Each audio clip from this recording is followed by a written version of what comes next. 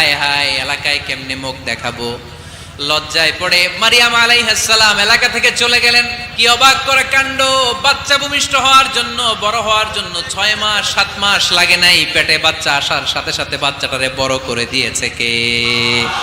মারিয়াম আলাইহিস সালাম এবার বসে পড়লেন, বুঝতে আরম্ভ করলেন প্রেগন্যান্সির পেইন উঠেছে। হঠাৎ করে পেট থেকে বাচ্চা ভূমিষ্ঠ হয়ে যাওয়ার পরে উনি কাঁপতে আরম্ভ করলেন। ক্ষুধার চোটে খাবার কিছু নাই, সামনে ঝর্ণা, উপরে একটা খেজুর গাছ।